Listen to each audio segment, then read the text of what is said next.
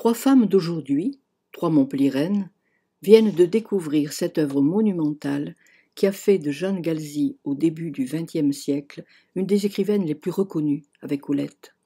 Pourtant, on l'a totalement oubliée, même dans sa ville natale, qui est pourtant présente dans 11 de ses 22 romans. Elles ont découvert, au fil de leur lecture, l'incroyable modernité de cette écrivaine si discrète, dont l'œuvre révèle les révoltes, les combats, les transgressions et surtout la force de vie. Imaginez, à 77 ans, elle entreprend l'écriture d'une immense saga dont elle écrira les 4 premiers volumes avant sa mort en 1977. La surprise de vivre. Quel beau titre! Elles ont décidé de suivre ses traces dans cette ville que Jeanne a tant aimée et où elle a vécu son enfance, puis sa retraite pendant 34 ans. Leur première recherche au cimetière protestant, sa tombe.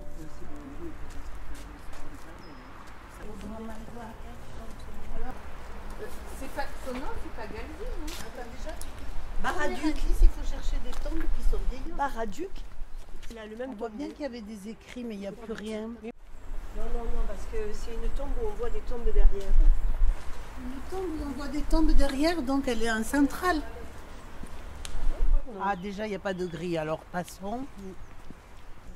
Famille Chaptal. Tout ça, ce sont des noms de familles protestantes. Bizarre, là, hein, les trois côtés comme ça. C'est pas des portes. Baraduc, c'est pas ça? Ah, Berthe, ah si, Jeanne Galzy. On y est, et sous Baraduc, Il y a les deux noms en fait, il y a les deux noms. Ah ouais, c'est un caveau familial. Ça fait quelque chose quand même, hein? Berthe, c'est sa sœur. Berthe, Berthe va à la rue. Alors, Le dernier livre, elle l'a terminé en 76.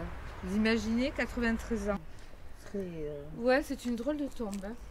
Rendement de terrain ici, ouais. Ah, mais ça, moi je m'attendais à ce qu'elle soit fleurie parce qu'il n'y ait personne qui vienne sur sa tombe, ça m'étonne. C'est nous qui allons les prochaines. On va être obligés. On lui amènera des fleurs, je crois qu'elle le mérite. Regarde. Ah, il y a une plume d'oiseau. Qu'est-ce que vous avez mis? Ah, c'est mieux que des fleurs. et on va pas les laisser. Et non, on va pas les laisser. Qu'est-ce que vous avez? Est-ce que vous avez mis le rossignol? Ah oui. Ça c'est mon préféré. Ah, toi, c'est ça? Ouais, le Le rossignol aveugle. Tu vois la plume d'oiseau à côté, c'est un signe. T'es un peu libre comme un oiseau, Jeanne. Voilà la rue où elle est née. La grande rue. Qui bien sûr ne s'appelait pas encore Jean Moulin. Elle disait joliment « Je suis née native de Montpellier ». Ah, la voilà.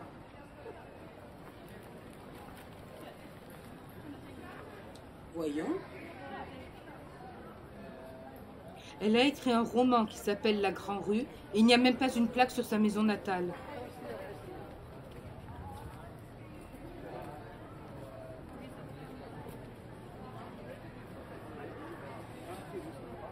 Oui, à l'angle de la rue du Cygne et en face de la chambre de commerce.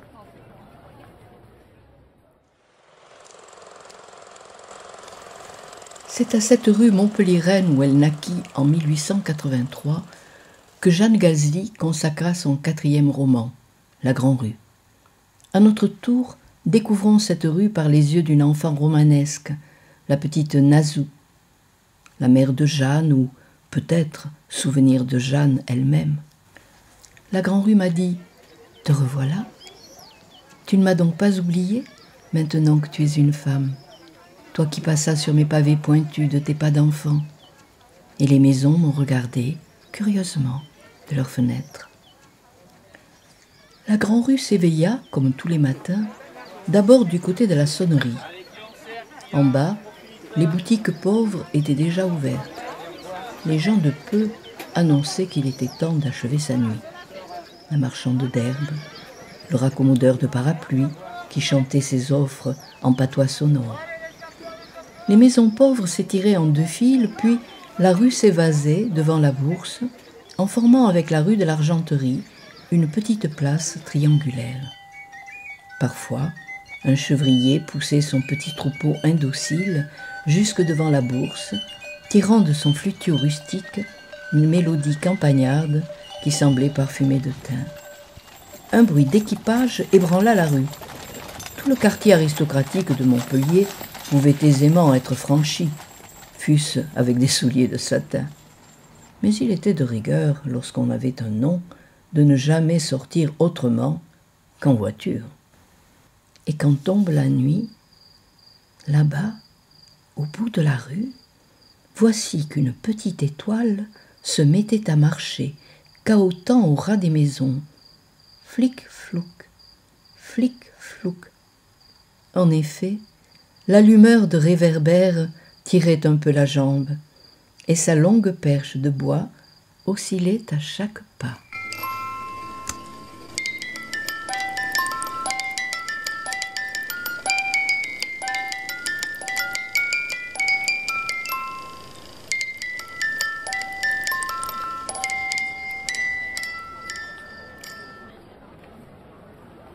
C'est là que j'ai fait mes études. Moi aussi. Comme Jeanne. Elle y est entrée à 5 ans. Elle y a fait toute sa scolarité. Et elle a passé son bac à 15 ans. C'est pas mal quand même.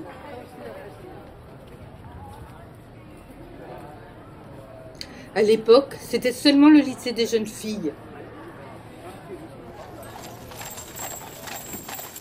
C'est en calèche, en 1888, que Jeanne Galzi se rendait à l'école.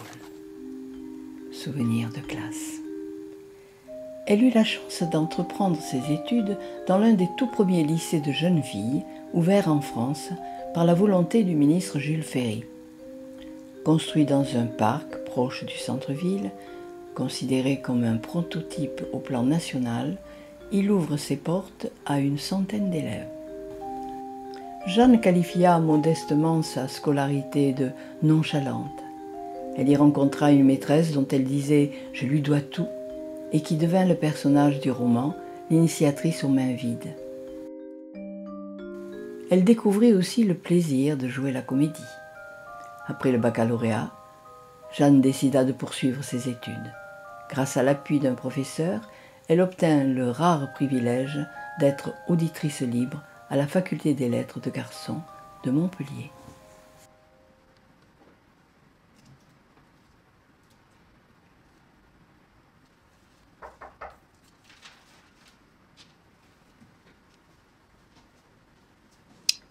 Jeanne a passé 2 ans à la faculté des lettres de Montpellier en compagnie d'une dizaine de filles à peine, étudiantes bénévoles comme on les nommait alors. Maintenant, elle sait ce qu'elle veut, écrire. Quitter Montpellier, où elle risque d'étouffer, est indispensable pour elle. Poursuivre les études est un bon prétexte pour aller à Paris, où elle préparera le concours d'entrée à l'École normale supérieure de Sèvres, pour devenir enseignante, même si elle n'en a pas la vocation. Elle convainc ses parents. Ils ont l'intelligence et le courage d'accepter ce qui n'est pas évident à cette époque, dans ce milieu de bourgeois huguenots. Laisser partir dans la capitale une fille de 23 ans, seule, pour préparer un concours très aléatoire à l'époque, pas évident. À Paris, à Moscou, comme les 3 sœurs de Tchekhov. Les femmes occupent une très grande place dans les salons littéraires où se croisent écrivains, dramaturges, hommes et femmes du monde ou du demi-monde. Les amours lesbiennes ou bisexuelles fleurissent ouvertement. Nathalie Barney, dite l'Amazone, Colette, qui écrit et danse au music-hall, la courtisane, Vianne de Pougy. Tout en poursuivant ses études pour devenir enseignante, Jeanne se fera une place dans le milieu littéraire, publiera des poèmes dans la célèbre revue Le Mercure de France. Elle découvrira son homosexualité et se liera à la très célèbre tragédienne Eugénie Segon-Weber, de 16 ans plus âgée qu'elle. Magnifique actrice, à la beauté un peu farouche, une voix sublime à la diction parfaite, capable d'interpréter tous les rôles. On en sait bien peu de leur histoire. Jeanne fut si secrète sur sa vie intime. On sait cependant avec certitude que ce fut sa grande histoire d'amour.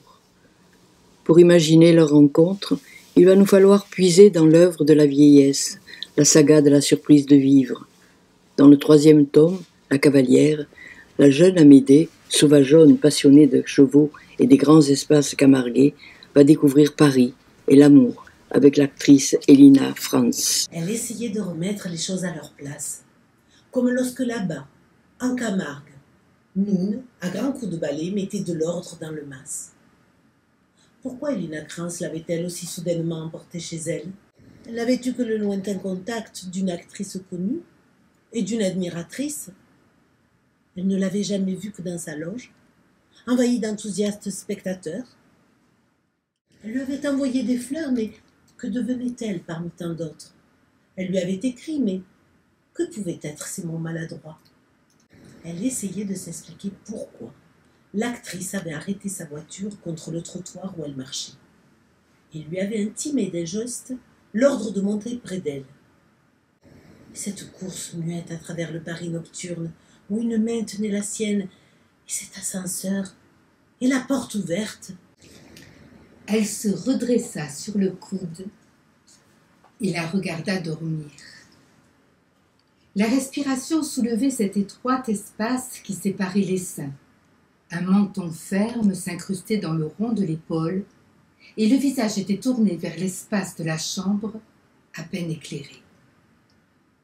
Encore contre elle, par la douceur de sa peau, elle sentait sa vie jumelée à cette autre vie proche. Elle n'osa pas bouger pour ne pas troubler ce sommeil.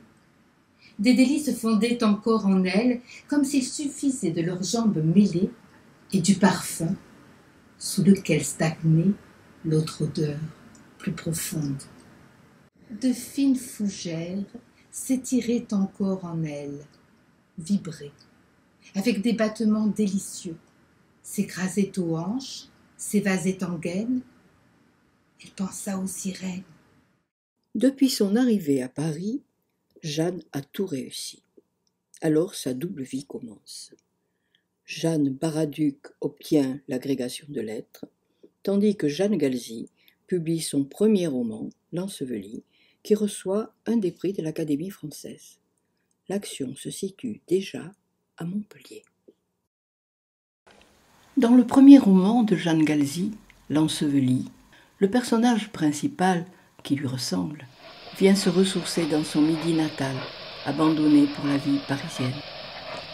Il emprunte, bien sûr, le pittoresque petit train de Palavas. Le train minuscule se traînait à travers les vignes. Entassées sur d'étroites banquettes, des femmes parlaient, entre elles, de leur accent chaud et sonore où passent des flambées de soleil. Par les fenêtres, la chaleur suffocante coulait comme un fleuve de feu. Partout fulguraient les étangs. Ils brillaient comme du métal poli. Le soleil y tombait, les pénétrait pour s'y dissoudre. Il n'était plus que de la lumière liquide.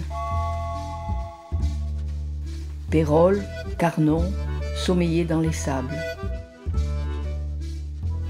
Palavas se détachait sur le bleu épais de la mer. Un jeune homme, beau comme ils le sont tous ici, jouait lentement un air populaire et mélancolique sur un accordéon délabré. Mes regards fascinés se posèrent là-bas, entre l'étang et la mer, sur l'antique cathédrale solitaire, Maguelone. Comme sauvée d'un double déluge, seule, au milieu des terres englouties, elle émergeait des eaux et du ciel sur le socle étroit de son île. La cathédrale abandonnée s'animait d'une vie immobile et me regardait d'un air de mystère et d'appel.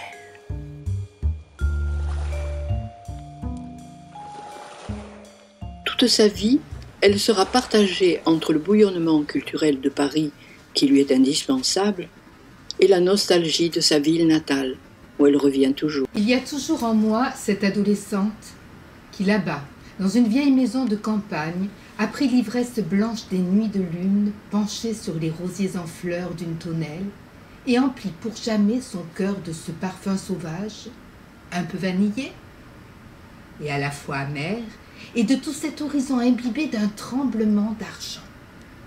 Argent verdâtre des oliviers, argent diaphane des lointains saupoudrés de lumière, argent dansant sur les allées entre l'ombre bleue des feuillages, argent sec et dur de la mer.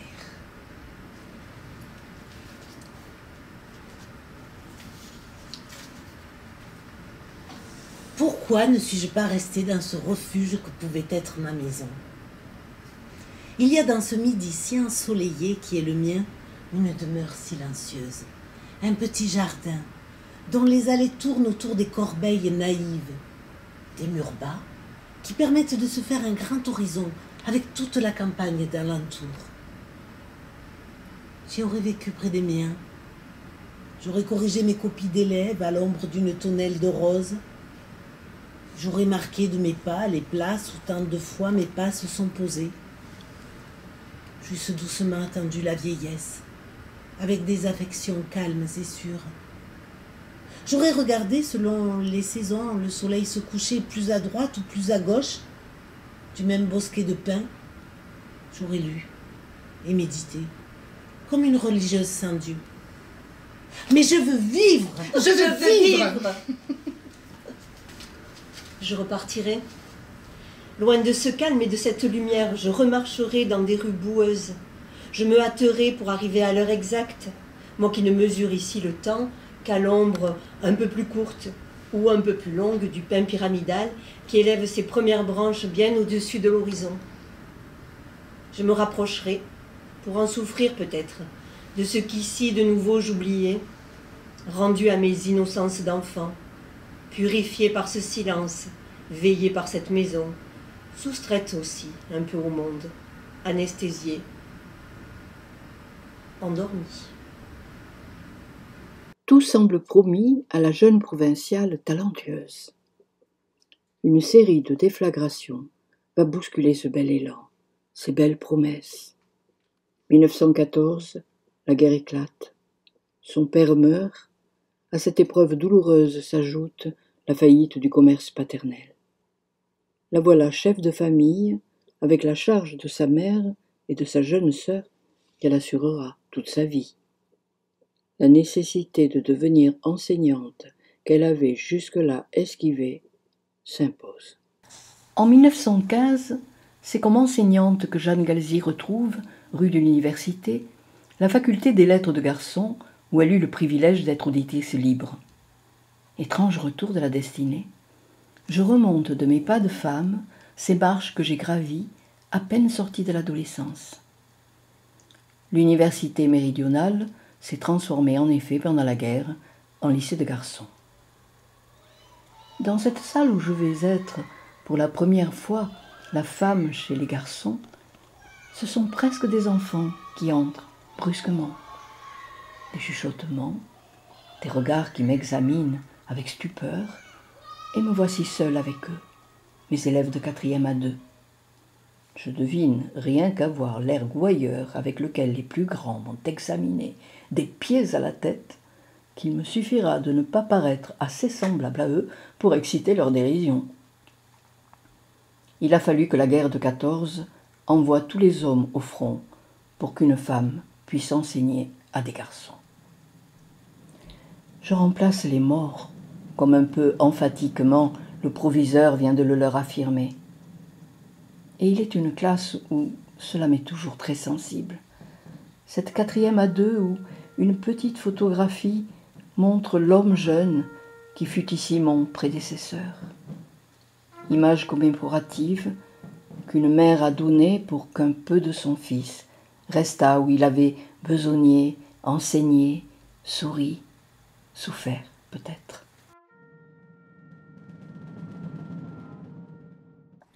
Ce métier qu'elle fit pour des raisons matérielles plus que par vocation, elle le fit cependant avec son habituelle exigence, souvent emplie de doutes devant la tâche et les méthodes pédagogiques alors en cours.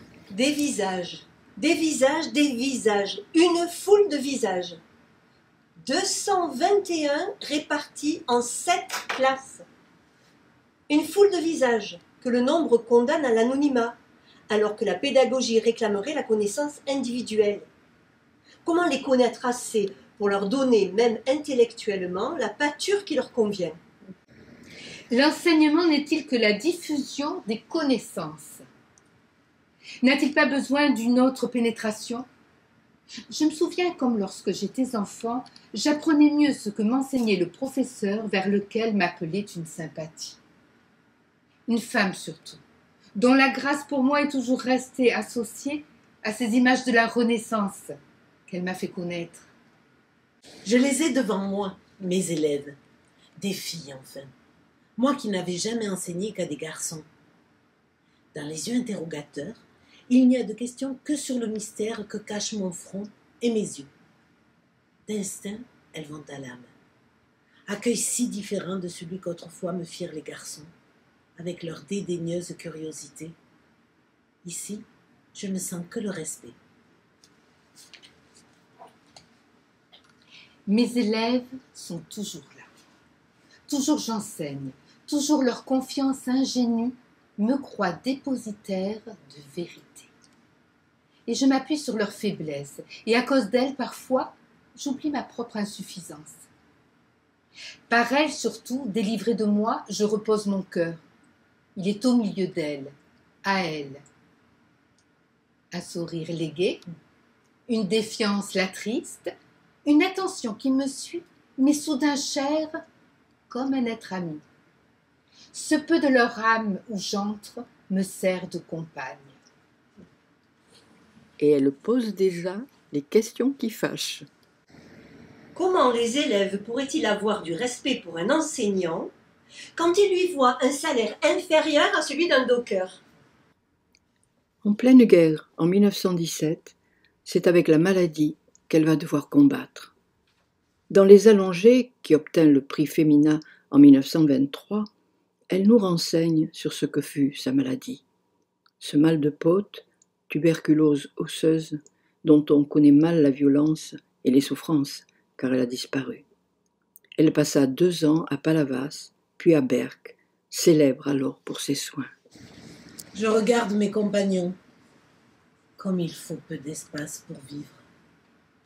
Mon corps a reposé, comme le leur repose, dans la largeur et la longueur avarement mesurée d'une gouttière à ma taille. Toujours le même lit, toujours le même allongement. Des semaines et des semaines, des mois et des mois. Et les seuls mouvements sont ceux des bras, qui se lèvent, des bras qui semblent être ce qui vit le plus en nous, puisqu'ils s'agitent sans cesse, tendus vers le ciel comme une constante imploration. Et partout, on voit des miroirs. Nulle part on n'en vend autant qu'ici, où sans cesse, ils nous servent à retrouver tout ce qui n'atteint plus notre regard. Au-dessus de notre allongement, ils font glisser jusqu'à nos yeux leur image inverse et tremblante. Ils découpent en petits morceaux, limités par leur cadre de nickel, le monde que nous avons perdu. Et nous recousons patiemment ces lambeaux brillants et fragiles, où tout est réduit et faussé, pour nous refaire un univers. La fièvre m'a donné une peur puérile. Je n'ai plus que l'envie de repartir, d'aller vers des horizons doux. Je revois le jardin qu'habita mon enfance, la lueur de la lune blanche sur les vignes, toute une longue allée de lauriers en fleurs. Des sensations oubliées surgissent, comme si l'enfant que je fus renaissait soudain en moi. Je retrouve par le souvenir la gracilité souple de mon corps jeune, la danse légère des jambes, la force des bras, la flexibilité de la taille à peine formée. Cette étroite enveloppe de chair neuve sur une ossature intacte. Il achève sa 3e année de maladie. Il est mon aîné d'1 an de souffrance. Il est mon aîné par une infinité d'heures de martyre, par ses plaies qui suppurent, par sa vie qui s'en va. Il a un visage terreux et sans âge, et ses cheveux bouclés sur le front sont presque tous tombés à la nuque. Partout la tête appuie et frotte sur les coussins. Il parle, difficilement, en faisant effort pour trouver ses mots, comme déjà déshabituée de communiquer avec le monde. Et je cherche en tâtonnant ce qui peut l'intéresser ou le distraire, ou surtout, s'il en a besoin, lui apporter un réconfort. Mais c'est lui qui s'informe de moi, et dans l'odeur de ses pauvres plaies, qui me dit des paroles de courage, et me fait remarquer combien j'ai progressé depuis que je suis ici. À votre arrivée, vous descendiez et montiez les marches du même pied, péniblement. Aujourd'hui, c'est d'une façon plus normale, beaucoup plus vite. Vous voulez dire moins lentement. Il me regarde et répond avec gravité, comprenant ma pensée secrète. Non, il ne faut pas avoir honte de guérir. Et une nuit, dans le grand calme, une de ces passantes qui viennent, sans qu'on les voie, se faire opérer à la clinique et partent sans qu'on les connaisse, a dit plusieurs fois « Personne ne m'aime, personne ne m'aime ». Et cette nuit-là, j'ai cherché quel élan d'amour, né d'un cœur immense, pourrait faire qu'aucun être au monde n'ait le droit cruel de proclamer un tel abandon. En 1920, à peine remise, encombrée d'un rigide corset, elle est nommée à Amiens. De retour dans la vie, nous livre son combat courageux de survivante. Tout cela, c'est nouveau pour moi, qui viens de laisser dans un coin la canne qui soutient mes pas incertains de revenante dans la vie. Mais les enfants ne s'en doutent pas. Je vois ces visages sans ombre, leurs yeux, où à travers tant de différentes couleurs, passe le même regard d'interrogation. Elles se sont levées quand je suis entrée, et je m'assis, devant elles avec la gêne de ma raideur, et celle de sentir qu'en m'asseyant, je vais faire se soulever mon appareil sur les épaules, que mon cou y disparaîtra, et que ma silhouette engoncée dénoncera ma tare. Elles ne l'ont pas remarqué. Aurais-je jamais cette silhouette svelte, aux seins durs, aux hanches fines, que garde à 40 ans passés cette femme blonde là-bas? Retrouverais-je cette inflexion du buste penché qu'à celle qui m'interroge? Quand ne sentirais-je sur moi que la ceinture souple qui si peu l'enserre? Quand aurais-je ces épaules tombantes et libres? Quand serais-je enfin un corps vraiment guéri?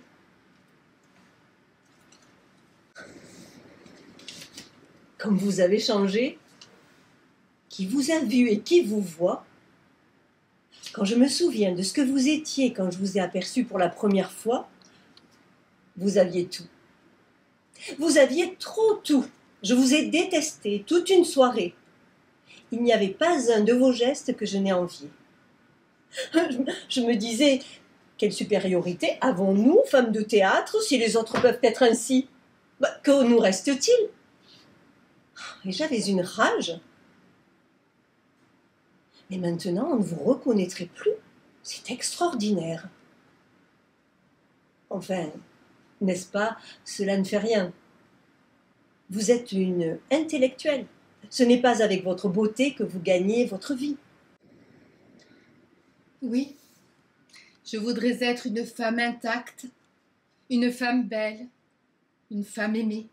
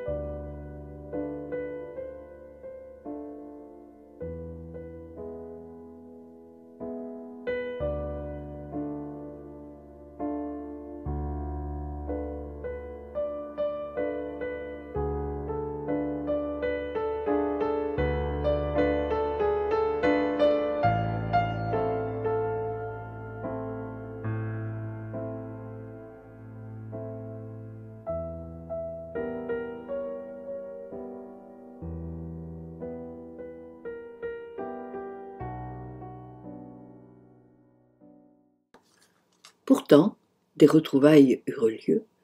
puisque Madame Segon-Weber, en 1921, interprète le rôle de Cassandre dans la pièce de Jeanne à l'Opéra municipal de Montpellier. Un beau cadeau. Le soir de la première tant redoutée fut un succès, écrit-elle à son amie Nathalie Barnet. Miracle que fut la réussite d'une pièce, montée avec une hâte insensée, et où tout pouvait rater devant un public inaccoutumé au spectacle tragique. Serait-ce cela la gloire? Même relative, même restreinte.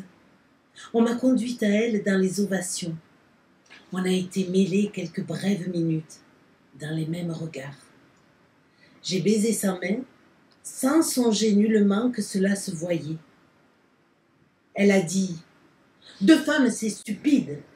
Appelez Escande. » J'ai fait signe de mon bras vide à Escande proche. En 1923, le récit de ses années de maladie, Les Allongées, lui vaut le prix Femina qu'elle obtint devant Joseph Kessel et Henri de Monterland. Ce succès améliorera sa vie matérielle, mais pas au point d'abandonner l'éducation nationale.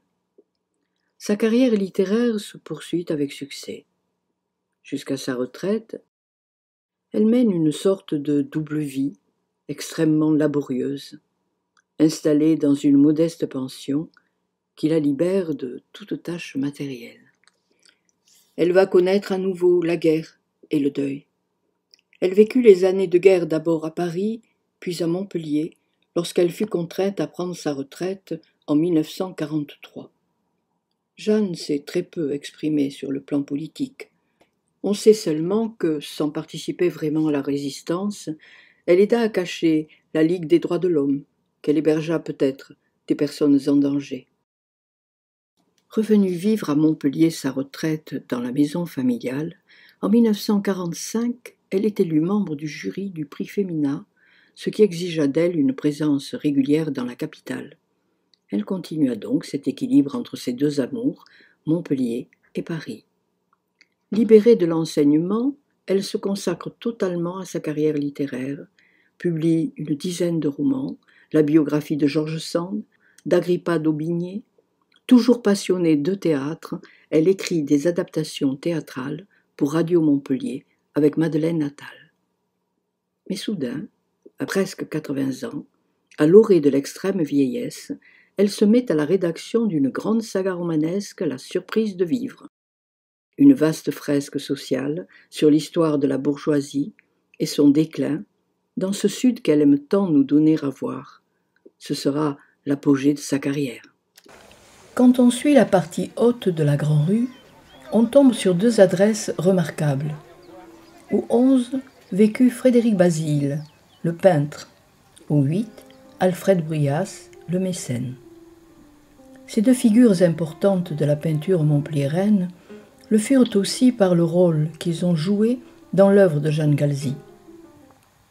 C'est à l'âge de 77 ans déjà qu'elle entreprit l'écriture de La surprise de vivre, dont elle termina le 4e volume en 1976, un an avant sa mort. À l'origine de cette saga d'une famille montpelliéraine, la puissance d'une image. La réunion de famille, tableau peint par Frédéric Basile en 1866. C'est en revoyant ce tableau que j'ai compris que tout m'était venu de là, et qu'en d'autres temps, et avec d'imaginaires personnages, j'avais refait une réunion de famille. En effet, on peut s'amuser à imaginer les correspondances des personnages de la saga avec ceux du tableau. Ainsi, le couple de notables, rempli de dignité, pourrait bien être le banquier protestant, Desandres, installé dans la Grand Rue, et son épouse, l'épanouie Gémina. La longue silhouette discrète de Frédéric Basile fait penser à Arnold, leur plus jeune fils, qui deviendra un peintre reconnu, et cette délicieuse jeune fille dans sa robe d'organdi pourrait bien être leur fille, Suzanne.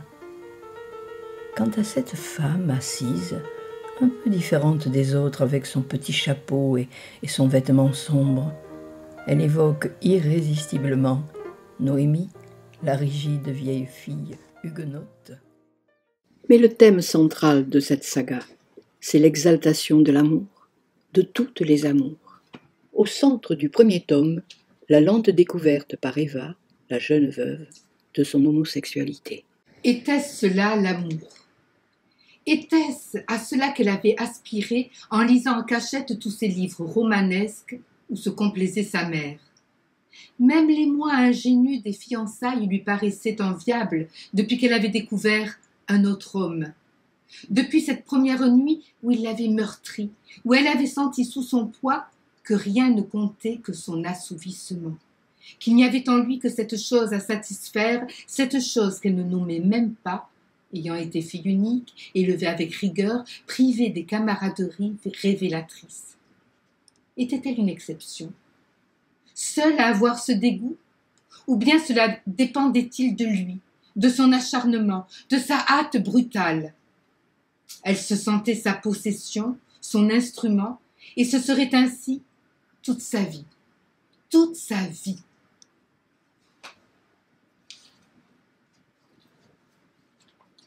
Je devrais vous abandonner à vous-même, dit tout à coup Hilda. Vous deviendriez une femme considérée au bras d'un nouveau mari. Vous feriez des visites, animeriez de bonnes œuvres et mettriez au monde de nouveaux marmots. Après tout, c'est peut-être là le bonheur.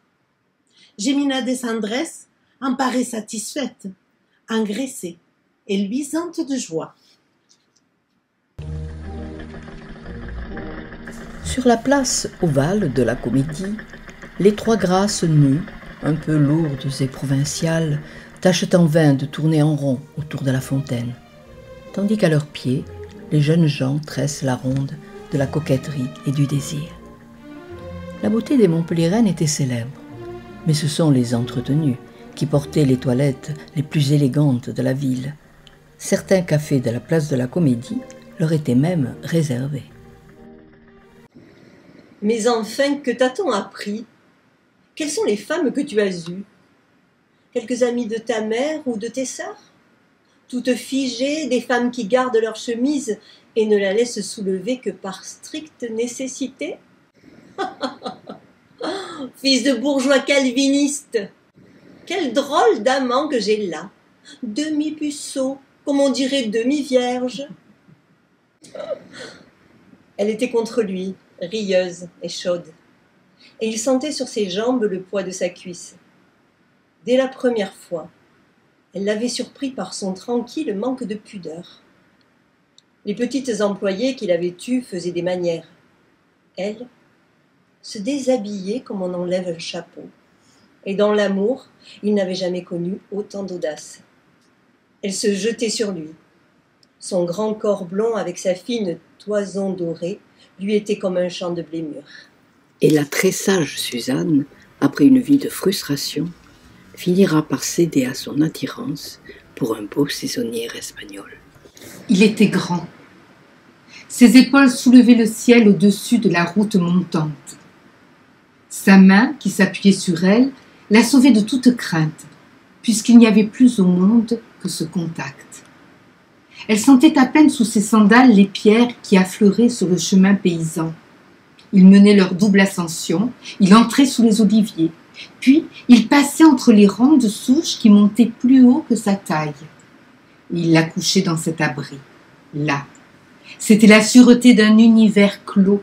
Les barrières des larges feuilles dentelées défendaient de tout regard. Il s'étendait contre elle, le sol s'incurvait à leur forme, et elle sentait la terre complice, encore tiède, à peine voilée de quelques touffes d'herbes odorantes. Une touchait sa joue avec sa fraîcheur. Elle était si intimement mêlée à la terre qu'il lui semblait pénétrer en elle. Et elle disait « Je meurs », pour dire qu'elle n'avait jamais atteint cette plénitude de vie. Ils étaient là sous le ciel, comme dans les mains d'un univers où étaient devenus sensibles jusqu'au mouvement des étoiles. Elle dit quand le ciel pâlit et qu'elle vit que la grande ours avait changé de place, « Jamais il n'y aura une nuit pareille. Il ne répondit pas, mais posa tendrement son visage contre son visage. Puis il répéta « Jamais », comme s'il découvrait la profondeur du mot.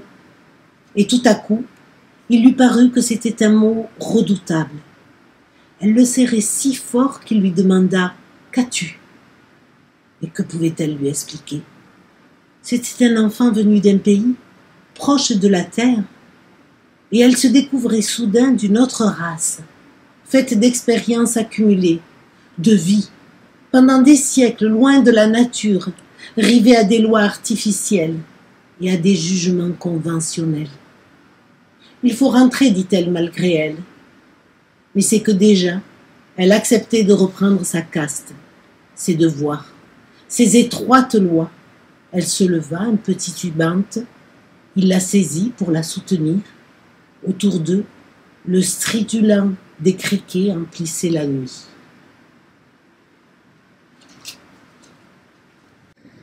Il avait oublié son âge. L'appréhension avait cessé.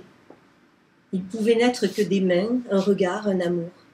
Il s'étonnait d'avoir mis si longtemps à découvrir cette autre béatitude, où la volupté ne lui était plus sensible que par celle qu'il donnait. Était-ce possible? Tout lui paraissait enchantement, même d'exister. Les arbres doivent sentir cette extase quand le vent balance leur feuillage et que la sève de la terre monte jusqu'à leur frondaison. Sa félicité était si pleine qu'elle recouvrait tout, effaçait tout, comme si l'univers n'avait plus que deux êtres, elle et lui. Un corps laiteux, des cheveux fauves, et ce parfum qui était elle aussi, de sa chair, de son plaisir. Il la sentait donnée à ses mains, à son regard, à son amour. Il ne pensait plus au réel, il était transporté hors de lui, hors de tout, dans un contenu d'extase. Comme si une autre jeunesse s'était tout à coup ouverte à lui. Parfois il reprenait pied, se souriait et elle osait dire « à notre âge », avec une tendre dérision, comme si l'amour n'était pas une jeunesse retrouvée.